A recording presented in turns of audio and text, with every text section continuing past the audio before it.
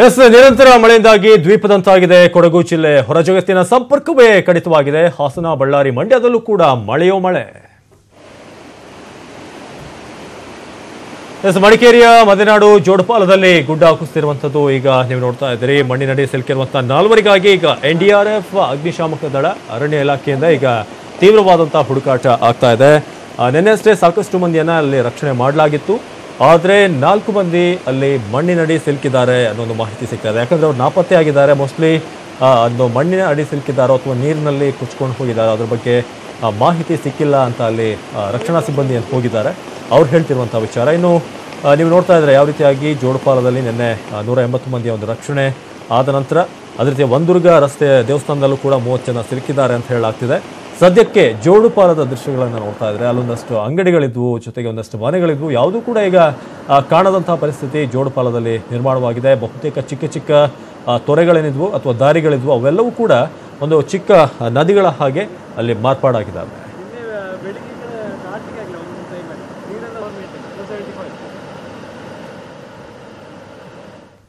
ಇನ್ನು ಜೋಡುಪಾಲದಲ್ಲಿ ಕಾರ್ಯಾಚರಣೆ ಹೇಗಿದೆ ಅನ್ನೋದರ ಮಾಹಿತಿಯನ್ನು ಕೊಟ್ಟಿದ್ದಾರೆ ನಮ್ಮ ಪ್ರತಿನಿಧಿ ಭರತರಾಜ್. ಬನ್ನಿ ನೋಡ್ಕೊಂಬರೋಣ.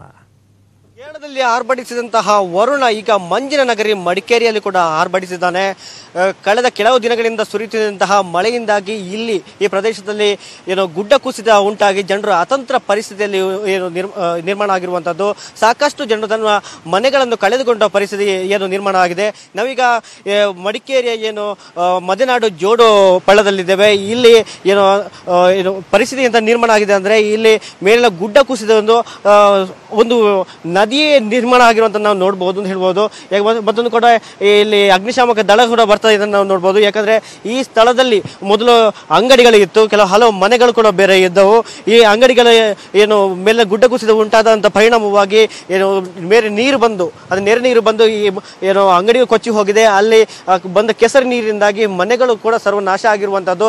ಸಾಕಷ್ಟು ಮನೆಗಳನ್ನು ನೋಡ್ಬೋದು. ಇಲ್ಲಿ ಪಕ್ಕದಲ್ಲಿ ಅಂಗಡಿಗಳು ಬೇರೆ ಇದಾವೆ. ಈ ಅಂಗಡಿಗಳು ಕೂಡ ಇಲ್ಲಿ ಹಾಳಾಗಿರುವಂತ ನೋಡ್ಬೋದು. ಇಲ್ಲಿ ಅಂಗಡಿಗಳಿಗೆ ನೀರು ಹೊಕ್ಕಿದ್ದು, ಇನ್ನು ಮನೆ ಹೊಕ್ಕಿದ್ದು ಕೂಡ ನೋಡ್ಬೋದು. ಈ ಪಕ್ಕದಲ್ಲಿ ವಾಹನಗಳು ಬೇರೆ ಇವೆ. ವಾಹನಗಳ ಮೇಲೆ ವಿದ್ಯುತ್ ಕಂಬಗಳು ಬಿದ್ದು ಅವುಗಳು ಡ್ಯಾಮೇಜ್ ಆಗಿರೋದನ್ನು ನೋಡ್ಬೋದು.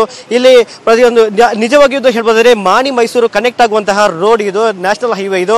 ಆದ್ರೆ ಇದನ್ನು ಈ ಸದ್ಯ ಪರಿಸ್ಥಿತಿಯಲ್ಲಿ ಇದೊಂದು ರೋಡ್ ಅಂತ ಕೂಡ ಹೇಳುವಂತಹ ಪರಿಸ್ಥಿತಿ ಕಾಣ್ತಾ ಇಲ್ಲ. ಯಾಕಂದ್ರೆ ಇಲ್ಲಿ ಅಷ್ಟಷ್ಟು ದೊಡ್ಡ ಮರದ ದಿಮ್ಮಿಗಳು ಬಂದು ಇಲ್ಲಿ ರಾಶಿ ಬಿದ್ದಿರುವಂತದ್ದು. ಇಲ್ಲಿ ಮತ್ತೊಂದು ಕಡೆ ನೋಡಬಹುದು ದೊಡ್ಡ ದೊಡ್ಡ ಬಂಡೆಕಲ್ಲುಗಳು ಇಲ್ಲಿ ಬಂದದ್ದು. ಯಾಕಂದ್ರೆ ನಿಜವಾಗಿ ಇಲ್ಲಿ ಬಂಡೆಕಲ್ಲು ಇರಲಿಲ್ಲ, ಆದ್ರೆ ನೀರಿನ ಫೋರ್ಸ್ ಇತ್ತು. ಈ ಫೋರ್ಸ್ ಇಂದಾಗಿ ಆ ಬಂಡೆಕಲ್ಲುಗಳು ಬಂದಿರುವಂತದ್ದು. ಇನ್ನು ಇಲ್ಲಿ ಜಲಪಾತ ಅಂತ ಇದ್ದೇ ಇರಲಿಲ್ಲ, ಆದ್ರೆ ಈ ನೀರಿನ ಸ್ಪೀಡ್ ಇಂದಾಗಿ ಇಂತಹ ಜಲಪಾತ ಕೂಡ ನಿರ್ಮಾಣವಾಗಿರೋದು. ಇಲ್ಲಿ ಕೆಳಗಿನ ಕೆಲವು ಮನೆಗಳು ಬೇರೆ ಇವೆ. ಈ ಮನೆಗಳು ಕೂಡ ಈಗ ಸರ್ವನಾಶ ಆಗಿರುವಂತದ್ದು. ಇಲ್ಲಿ ಮೊದಲು ಹೇಳುವುದಾದ್ರೆ ಈಗಾಗಲೇ ಈ ಬಂದ ನೆರೆ ನೀರಿಂದಾಗಿ ಗುಡ್ಡ ಕುಸಿದಿಂದಾಗಿ ಒಂದು ಶವ ಮಾತ್ರ ಸಿಕ್ಕಿರುವಂತದ್ದು. ಇನ್ನು 3 ಶವಗಳು ಈ ಮಣ್ಣಿನ ಅಡಿಯಲ್ಲಿ ಸಿಲುಕಿಕೊಂಡಿವೆ ಅಂತ ಕೂಡ ಹೇಳಲಾಗ್ತಾ ಉಂಟು. ಆದ್ರೆ ಇನ್ನೂ ಕೂಡ ಪತ್ತೆಯಾಗಿಲ್ಲ. ಈಗಾಗಲೇ ಅಗ್ನಿಶಾಮಕ ದಳ ಬಂದಿದೆ. ಅಗ್ನಿಶಾಮಕ ದಳ ಈಗ ಕಾರ್ಯಾಚರಣೆ ತೊಡಗಿಕೊಂಡಿರುವಂತದ್ದು. ಅದರ ಜಿಲ್ಲಾ ಪೊಲೀಸರು ಕೂಡ ಬಂದಿದ್ದಾರೆ. ಅದರ ಎನ್ಡಿಆರ್ಎಫ್ ತಂಡ ಕೂಡ ಬಂದಿರುವಂತದ್ದು. ಅದು ಎಎನ್ಎಫ್ ತಂಡ ಕೂಡ ಈಗಾಗಲೇ ಕಾರ್ಯಾಚರಣೆ ಮಾಡಿರುವಂತದ್ದು. ಇನ್ನು ಹೇಳುವುದಾದ್ರೆ ಈ ಪ್ರದೇಶದ ಮತ್ತೊಂದು ಕಡೆ ಕೂಡ ಗುಡ್ಡ ಕುಸಿದಾಗಿದೆ. ಈ ಗುಡ್ಡ ಕುಸಿದಿಂದಾಗಿ ಸಾಕಷ್ಟು ಮಂದಿ ಅತಂತ್ರ ಪರಿಸ್ಥಿತಿಯಲ್ಲಿ ಇದ್ದಾರೆ.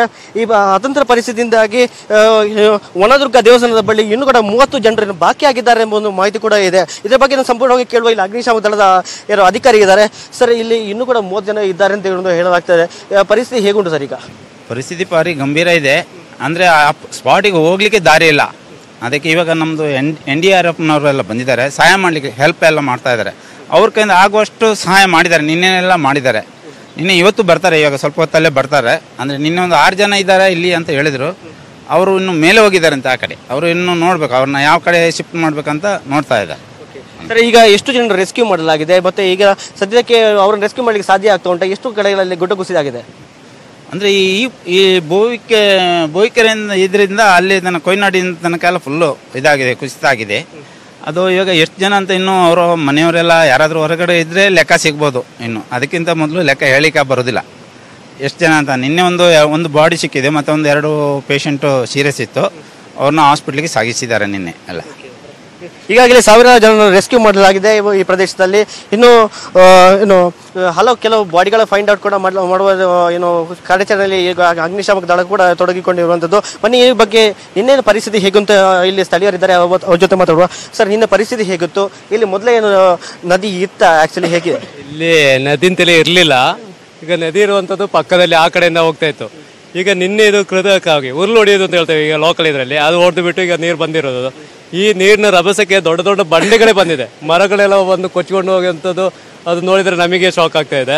ಆದರೆ ಇಲ್ಲಿ ನಿನ್ನೆ ನಮಗೆ ಬೆಳಿಗ್ಗೆ ನೋಡೋತ್ತಿಗೆ 3 ಬಾಡಿಗಳು ಕಾಣ್ತಾ ಇತ್ತು.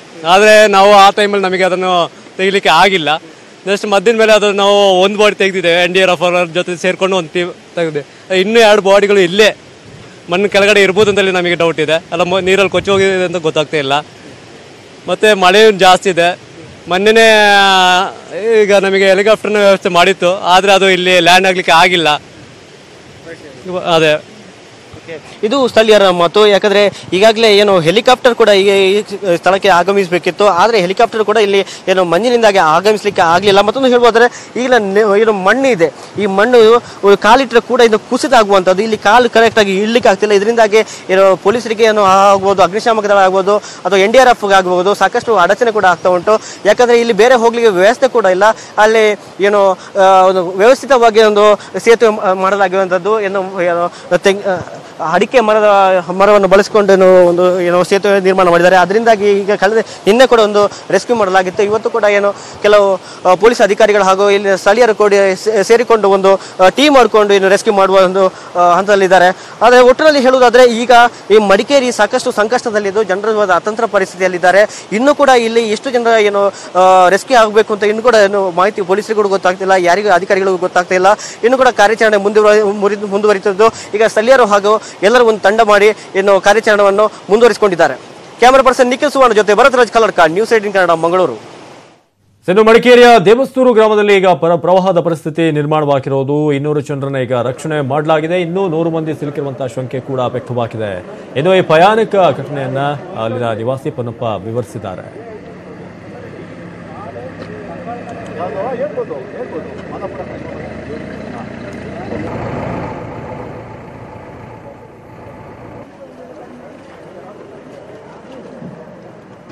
ಕಾಲೂರಲ್ಲಿ ಇರೋರು ಎಲ್ಲರೂ ಸಂಕಟದಲ್ಲಿದ್ದಾರೆ. ಯಾರು ಸುಖದಲ್ಲಿರೋರು ಯಾರು ಸಾಧಾರಣ ಮುಕ್ಕಾಲಂಶ ಮನೆ ಕಳ್ಕೊಂಡವ್ರು, ಮನೆ, ತೋಟ, ಗೀಟ, ಗದ್ದೆ, ದನ ಯಾವುದೂ ಉಳಿಕೆ ಇಲ್ಲ, ಎಲ್ಲ ಕಳ್ಕೊಂಡಿದ್ದಾರೆ.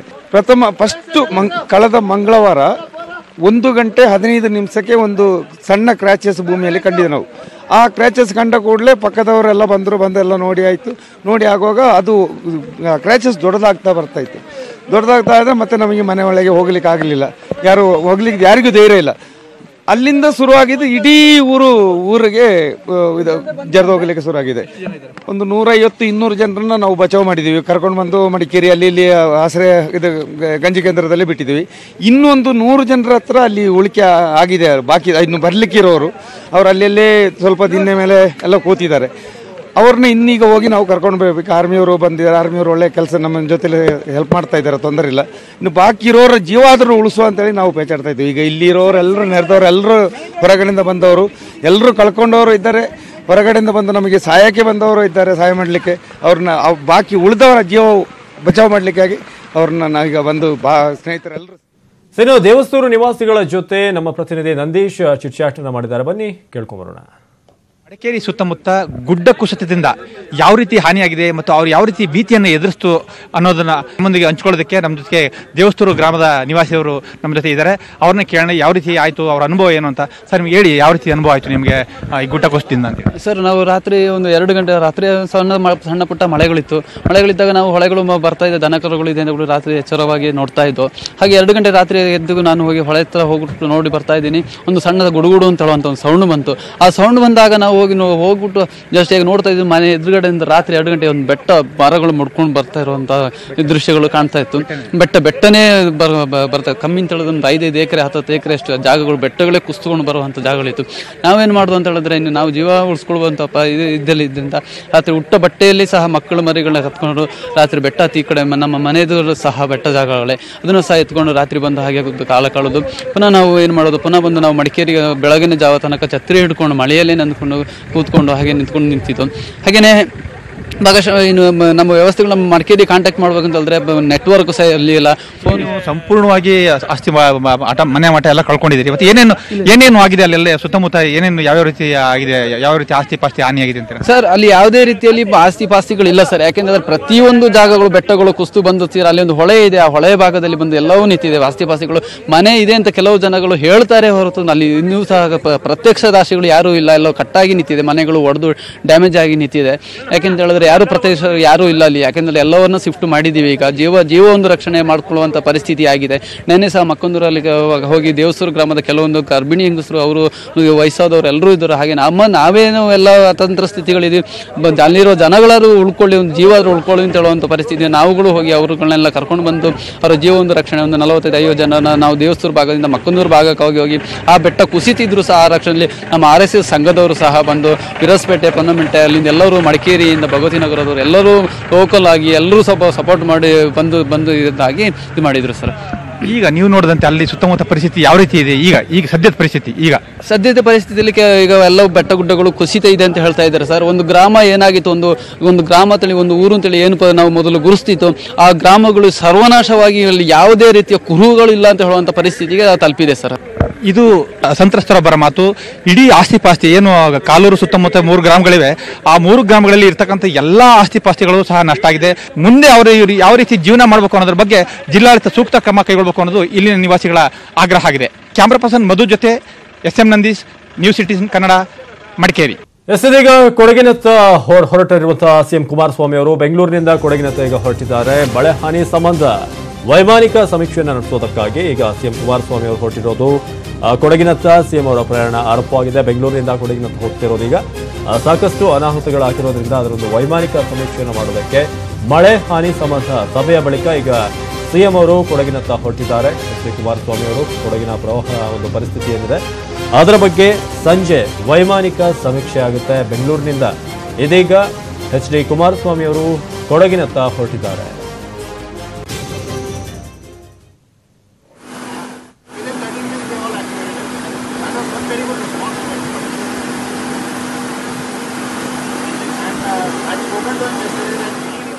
ಇದೀಗ ನೀವು ನೋಡ್ತಾ ಇದ್ರಿ HD ಕುಮಾರಸ್ವಾಮಿ ಅವರು ಈಗ ವೈಮಾನಿಕ ಸಮೀಕ್ಷೆಗಾಗಿ ಈಗ ಬೆಂಗಳೂರಿನಿಂದ ಕೊಡಗಿನತ್ತ ಹೊರಟಿದ್ದಾರೆ. ಯಾವ ರೀತಿಯಾದಂತಹ ಒಂದು ಅನಾಹುತಗಳಾಗ್ತವೆ, ಅದೇ ರೀತಿಯಾಗಿ ಬೇರೆ ಬೇರೆ ಕಡೆಗಳಲ್ಲಿ ಸದ್ಯಕ್ಕೆ ಪರಿಸ್ಥಿತಿ ಹೇಗಿದೆ ಎಲ್ಲವನ್ನೂ ಕೂಡ ಪರಿಶೀಲನೆ ಮಾಡೋದಕ್ಕೆ ಈಗಾಗಲೇ ವಿಶೇಷ ವಿಮಾನದ ಮೂಲಕ ಅವರು ಹೊರಡೋದು.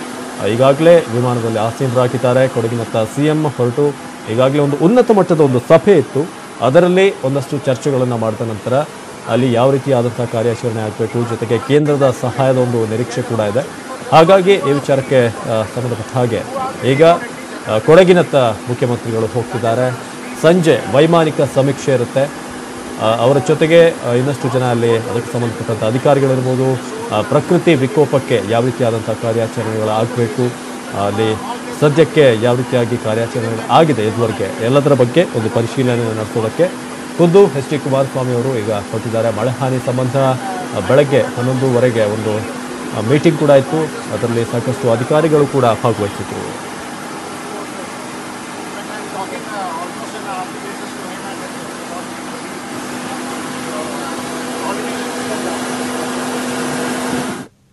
ಇನ್ನು ಮಡಿಕೇರಿಯ ಮಾದಾಪುರ ಶಾಲೆಯಲ್ಲಿ ನಿರಾಶ್ರಿತರಿಗೆ ವ್ಯವಸ್ಥೆಯನ್ನ ಕಲ್ಪಿಸಲಾಗಿದೆ. ಇದೀಗ ಬರ್ತಿರುವಂತಹ ಒಂದು ಬ್ರೇಕಿಂಗ್ ಅಪ್ಡೇಟ್ ಇದು.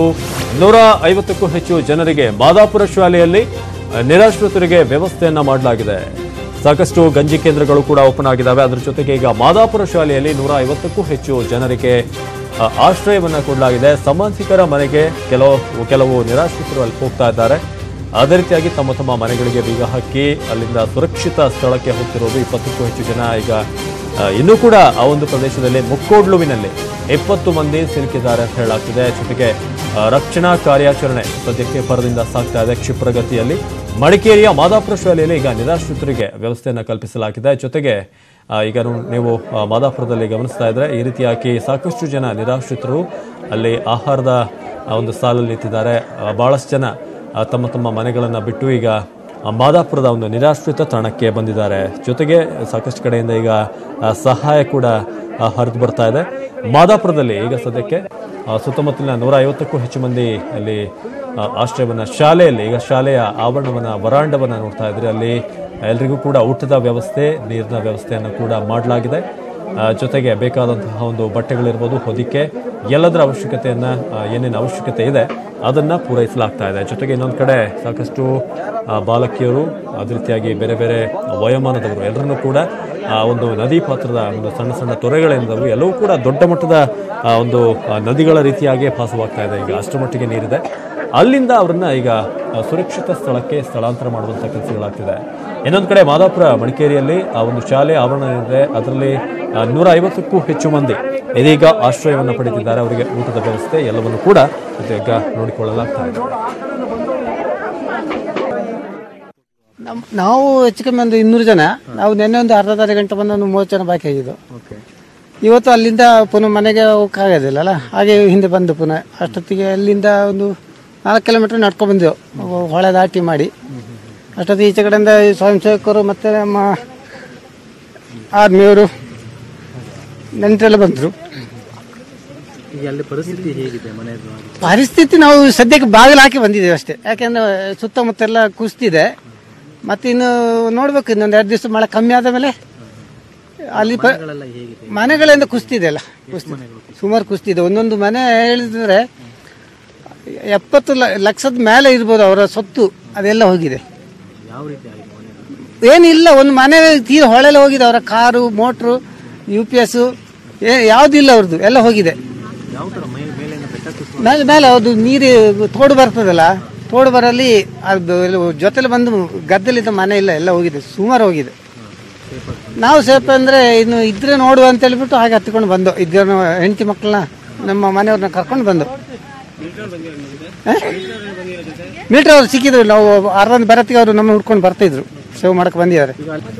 ಸತ್ತೋದ ಮಾಹಿತಿ ನಮಗೆ ಇಲ್ಲಲ್ಲ. ಇಲ್ಲಿ ಚೆನ್ನಾಗಿತ್ತು, ಪರವಾಗಿಲ್ಲ. ಬಂದಾಗೆ ಅಲ್ಲಿ ಅವರು ಎಲ್ಲಿ ನಾವು ಊಟಕ್ಕೆ ಮಾಡ್ದು ಬಿಡಿ, ಇದ್ದಿದ್ದನ್ನು ತಿಂದ್ಕೊಂಡು ಇನ್ನೊಬ್ರು ಮನೇಲಿ ಹೋದ ಒಂದ್ಸಲ, ಅಲ್ಲಿ ತಿಂದು ಬಂದು 1 ವಾರದಿಂದ ಆಯ್ತು. 2 ದಿವಸ 3 ದಿವಸ ಹಿಂಗೆ ಆಯ್ತು ಬಿಡಿ. ಅದು ನನ್ನ ಮಾನರ್ಕ ಬೋಪಯ್ಯ ಮನು. ನಾವು 1 ವಾರದಿಂದ ತುಂಬಾ ಕಷ್ಟದಲ್ಲಿದ್ದು, ಹಾಗೆ ಬರ್ತದೆ ಬೆಟ್ಟ ಬರ್ತದೆ ಒಂದು ಸೈಡಿಂದ ಬರ್ತಾ ಉಂಟು, ತೀರಾ ಒಂದು ಕಡೆಯಿಂದ ಉಳುತ್ತಾ ಉಂಟು. ಹಾಗೆ ಈಗ ಬೇರೆ ಖಾಲಿ ಮಾಡಿ ಬಂದಿದ್ದೀವಿ. ಎದ್ರಿಕೊಂಡಿದ್ದು, ಮಳೆ ತಡಿಯಕ್ಕಾಗದೆ ಎದ್ರಿಕೊಂಡಿದ್ದು. ಮನೆಯಲ್ಲೇ ಎಲ್ಲ ಕುಸಿತಾ ಉಂಟು. ನಾವು ಅದೇ ಹಾಗೆ ನಿನ್ನೆ ಬಂದು ಇನ್ನೊಬ್ಬರ ಮನೇಲಿ ಬಂದಿದ್ದು. 2-3 ದಿವಸ ಆ ಕಡೆ ಈ ಕಡೆ ಅಂತ ಕಾಲ ಕಳೆದು ನಾವೊಂದು 200-300 ಜನ ಇದ್ದೀವಿ ನಾವು ಊರ್ಲಿ. ಈಗ ನಮ್ಮ ಮನೆಯವರೇ ಒಂದು 30 ಜನರು ಇದ್ದಾರೆ. ನಾವು ಬರತ್ತಿಗೆ ನಮಗೆ ಏನು ಇಲ್ಲ, ಹೊಟ್ಟೆಗೆ ಏನು ಇಲ್ಲದ ನಡ್ಕೊಂಡೇ ಬಂದವು. ಬೆಳಿಗ್ಗೆ 6 ಗಂಟೆಯಿಂದ ಹಿಡಿದ್ರೆ ಬೆಳಿಗ್ಗೆಂದೇ ನಡೆದು ಈಗ ಬಂದು ತಲುಪಿದ್ದು. ಒಂದೆಷ್ಟು ಕಿಲೋಮೀಟರ್, ಒಂದು 10 ಕಿಲೋಮೀಟರ್ ನಡೆದಿರ್ಬೋದು. ನೀವೀಗ ಅಲ್ಲಿ ಜನರ ಮಾತನ್ನ ಕೇಳ್ತಾ ಇದ್ರೆ ನಿಜಕ್ಕೂ ಹಾರಿಫೈಯಿಂಗ್ ಅಂತ ಹೇಳ್ಬೇಕು. ಯಾಕಂದ್ರೆ ಅವ್ರ ಮನೆಗಳನ್ನ ಕಳ್ಕೊಂಡಿದ್ದಾರೆ. ಅವ್ರು ಹೇಳ್ತಿದ್ದ ಹಾಗೆ ಅಲ್ಲಿಂದ ದಾಟ್ಕೊಂಡು ಬರಬೇಕು ಅಂತಂದ್ರೂ ಕೂಡ ಸುರಕ್ಷಿತ ಜಾಗಕ್ಕೆ ಈ ರೀತಿಯಾದಂಥ ಸೇತುವೆಗಳನ್ನು ದಾಟ್ಕೊಂಡು ಬರಬೇಕಾಗುತ್ತೆ. ನೀವು ದೃಶ್ಯಗಳಲ್ಲಿ ನೋಡ್ತಾ ಇದ್ರೆ ಆ ರೀತಿ ಆಗಿದ್ದು. ಸುಮಾರು 70 ಲಕ್ಷದಷ್ಟು ಆಸ್ತಿಯನ್ನೇ ಕಳ್ಕೊಂಡಿದ್ದಾರೆ ಕೆಲವರು. ಅವರ ಕಾರು, ಮನೆ, ಬಂಗ್ಲೆ ಏನೇನಿತ್ತು ಎಲ್ಲವೂ ಕೂಡ ಕೊಚ್ಕೊಂಡು ಹೋಗಿದೆ ಅಂತ ಹೇಳ್ತಾ ಇದ್ರು. ಸೊ ಸದ್ಯಕ್ಕೆ ಈ ರೀತಿಯಾದಂಥ ಒಂದು ದೃಶ್ಯಗಳು ಈಗ ಕಂಡು ಬರ್ತಾ ಇರೋದು.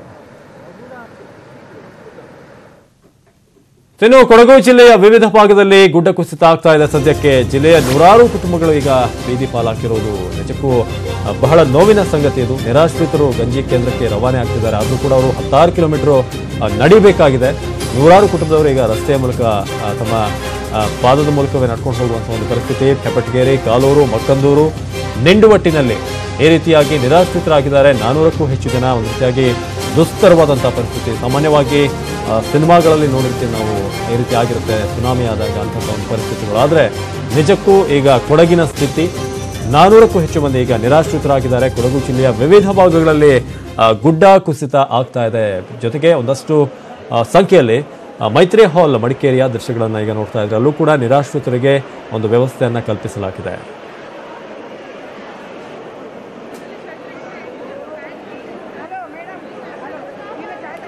ಇನ್ನು ಮೈತ್ರಿಯ ಹಾಲ್ನಲ್ಲಿರುವಂತಹ ನಿರಾಶ್ರಿತರ ಜೊತೆ ನಮ್ಮ ಪ್ರತಿನಿಧಿ ನಂದೀಶ್ ಚಿಟ್ಚಾಟ್ ಮಾಡಿದ್ದಾರೆ. ಬನ್ನಿ ನೋಡ್ಕೊಂಬರೋಣ. ಸುತ್ತಮುತ್ತ ಗುಡ್ಡ ಕುಸಿತದಿಂದ ಸಾಕಷ್ಟು ಹಾನಿಯಾಗಿದೆ ಮತ್ತು ಸಾಕಷ್ಟು ಜನ ಸಂತ್ರಸ್ತರಾಗಿದ್ದಾರೆ. ಈ ಸಂತ್ರಸ್ತರಿಗೆಲ್ಲ ಮಡಿಕೇರಿ ಪಟ್ಟಣದಲ್ಲಿರ್ತಕ್ಕಂಥ ಮೈತ್ರಿಯ ಹಾಲ್ನಲ್ಲಿ ಒಂದು ಗಂಜಿ ಕೇಂದ್ರವನ್ನು ತೆರಲಾಗಿದೆ. ಇಲ್ಲಿ ಸುಮಾರು 406ಕ್ಕೂ ಎಷ್ಟು ಜನಕ್ಕೆ ಇಲ್ಲಿ ಒಂದು ಆಶ್ರಯವನ್ನು ನೀಡಲಾಗಿದೆ. ಸದ್ಯಕ್ಕೆ ಈ ಒಂದು ಏನು ಮುಕ್ಕೋಡ್ಲಿರ್ಬೋದು ಅಥವಾ ಕಾಲೂರು ಇರ್ಬೋದು ಅಥವಾ ಹೆಬ್ಬೆಟ್ಟಗಿರಿ ಇರ್ಬೋದು, ಈ ಸುತ್ತಮುತ್ತ ಗ್ರಾಮಗಳಿರ್ತಕ್ಕಂಥ ಸಂತ್ರಸ್ತರಿಗೆ ಇಲ್ಲಿ ಒಂದು ಗಂಜಿ ಕೇಂದ್ರವನ್ನು ತೆರಲಾಗಿದೆ. ಇಲ್ಲಿ ಯಾವ ರೀತಿ ಅವರ ಅನುಭವವನ್ನು ಹೇಳ್ಕೊಳ್ಳೋದಕ್ಕೆ ನಮ್ಮೊಂದಿಗೆ ಸ್ಥಳೀಯರಿದ್ದಾರೆ. ಯಾವ ರೀತಿ ಆಯಿತು ಅಲ್ಲಿ ಮಳೆಯಿಂದ ಯಾವ ರೀತಿಯಾದ ತೊಂದರೆಯನ್ನು ಅನುಭವಿಸಿದ್ರು ಅನ್ನೋದಕ್ಕೆ ಕೇಳೋದಕ್ಕೆ. ಸರ್ ಹೇಳಿ, ಯಾವ ರೀತಿ ನೀವು ಒಂದು ತೊಂದರೆಯನ್ನು ಅನುಭವಿಸಿದ್ರಿ ಅಂತ ಹೇಳಿ. ಅಲ್ಲಿ ತೊಂದರೆ ಅಂತ ಹೇಳಿದ್ರೆ ಸರ್, ನಮ್ಮ ಬರೀ ಸಾಯಂಕಾಲ ಹೊತ್ತಿಗೆ ಎಲ್ಲ ನೆಲ ನಡುಗುತ್ತಾ ಇತ್ತು. ಹಾಗಾಗಿ ನಾವು ಎಲ್ಲ ಮನೆ ಬಿಟ್ಟು ದೂರ ಹೋಗಿಬೇಕು. ದೂರ ಬೇರೆ ಒಬ್ಬರ ಮನೆಯೊಳಗೆ ಹೋಗಿ ಅಲ್ಲಿ ಸಾಯಂಕಾಲ ಅಲ್ಲಿ ಉಳಿದು ಬೆಳಿಗ್ಗೆ ಬಂದು ನೋಡೋತ್ತಿಗೆ ಒಂದು ಹಸ 5 ಹಸ ಇತ್ತು. ಅದರಲ್ಲಿ 4 ಹಸ ಸೇಫ್ಟಿಯಾಗಿ ಸಿಕ್ತು, ನಮಗೆ ಜೀವ ಸಿಕ್ತು. 3 ಕರ ಮತ್ತು ಒಂದು ನಾಯಿ, ಇದೇ ಥರದ್ದು ಇನ್ನೊಂದು ನಾಯಿ ಇತ್ತು ಅದು ಮತ್ತು ಕೋಳಿ, 2 ಹಂದಿ, ಇದೆಲ್ಲ ಬೆಟ್ಟನೇ ಕುಸ್ತು ಬಂದು ಮನೆ ಮೇಲೆ. ಇದು ಇಷ್ಟು ದೊಡ್ಡ ಮಣ್ಣು ಬಿದ್ದಿದೆ ಮನೆ ಮೇಲೆ. ಮುಕ್ಕೋಡ್ಲು ಏನು ಮುಕ್ಕೋಡ್ಲಿನಲ್ಲಿ ಒಂದು ಬೆಟ್ಟವೇ ಕುಸ್ತು ಮನೆ ಮೇಲೆ ಬಿದ್ದಿದೆ. ಜೊತೆಗೆ ಇವರು ಇನ್ನೊಂದು ವಿಶೇಷ ಅಂತಂದರೆ, ಇವರ ಜೊತೆ ಒಂದು ನಾಯಿ ಸಹ ಬಂದಿದೆ. ಏನು ಈ ಕುಟುಂಬ ಬಂತು ಅಲ್ಲಿಂದ ನಿರಾಶ್ರಿತರಾಗಿ, ಅವ್ರ ಜೊತೆ ಒಂದು ನಾಯಿ ಸಹ ಬಂದಿದೆ. ಅವ್ರ ನಾಯಿ ಮಾಲಕರು ಕೇಳೋಣ ಯಾವ ರೀತಿ ಬಂತು ಅದು ಅನ್ನೋದ್ರ ಬಗ್ಗೆ ಹೇಳಿ. ನಿಮ್ಮ ಜೊತೆ ಯಾವ ರೀತಿ ನಾಯಿ ಯಾವ ರೀತಿ ಬಂದು ಬೆರೆಸಿದ್ರು ಹೋಗಿಲ್ಲ ಸರ್, ವಾಪಸ್ ನಮ್ಮ ಜೊತೆಲೇ ಬಂದ್ಬಿಡ್ತು.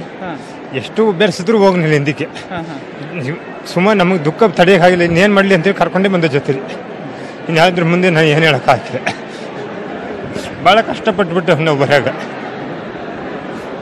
ನೀವು ನೋಡ್ಬೋದು, ಸಾಕಷ್ಟು ಜನ ಇಲ್ಲಿ ದುಃಖಿತರಾಗಿದ್ದಾರೆ. ತಮ್ಮ ಆಸ್ತಿ, ಮಠ ಎಲ್ಲವನ್ನು ಕಳೆದುಕೊಂಡು ದುಃಖಿತರಾಗಿದ್ದಾರೆ. ಅವರ ಗೋಳನ್ನು ಇಲ್ಲಿ ಕೇಳೋಕ್ಕಾಗ್ತಾ ಇಲ್ಲ. ಹಾಗಾಗಿ ಒಂದು ಗಂಜಿ ಕೇಂದ್ರವನ್ನು ತೆರಲಾಗಿದೆ ಮತ್ತು ಇವರೆಲ್ಲ ಇಲ್ಲಿ ಮೈತ್ರಿ ಹಾಲಲ್ಲಿ ಬೀಡ್ಬಿಟ್ಟಿದ್ದಾರೆ. ಮಳೆ ಯಾವಾಗ ನಿಲ್ಲುತ್ತೋ ಅನ್ನೋದನ್ನು ಕಾಯ್ತಾ ಇದ್ದಾರೆ. ಕ್ಯಾಮ್ರಾ ಪರ್ಸನ್ ಮಧು ಜೊತೆ SM ನಂದೀಶ್, ನ್ಯೂಸ್ 18 ಕನ್ನಡ, ಮಡಿಕೇರಿ. ಸದ್ಯಕ್ಕೆ ನೀವು ಅಲ್ಲಿ ಗಮನಿಸ್ತಾ ಇದ್ರೆ ಕೇವಲ ಮನುಷ್ಯರ ಮಾತ್ರ ಒಂದು ಯೋಚನೆ, ಜೊತೆಗೆ ಪ್ರಾಣಿಗಳಿಗೂ ಕೂಡ ಸಾಕಷ್ಟು ತೊಂದರೆ ಇದೆ. ಯಾರಾದರೂ ಅಲ್ಲಿ ಸಹಾಯಕ್ಕೆ ಹೋಗುವಂಥವ್ರು ಆ ಒಂದು ವಿಚಾರಗಳನ್ನ, ಏನು ಪ್ರಾಣಿಗಳಿಗೆ ಬೇಕಾಗುವಂಥದ್ದು ಕೂಡ ನೀವು ತೆಗೆದುಕೊಂಡು ಹೋಗಬೇಕಾಗತ್ತೆ. ಸೊ ನ್ಯೂಸ್ 18 ಕನ್ನಡದ ಒಂದು ಅಭಿಯಾನ ಏನಿದೆ ಅದಕ್ಕೂ ಕೂಡ ನೀವು ಒಂದು ಜಾಯಿನ್ ಆಗ್ಬೋದು.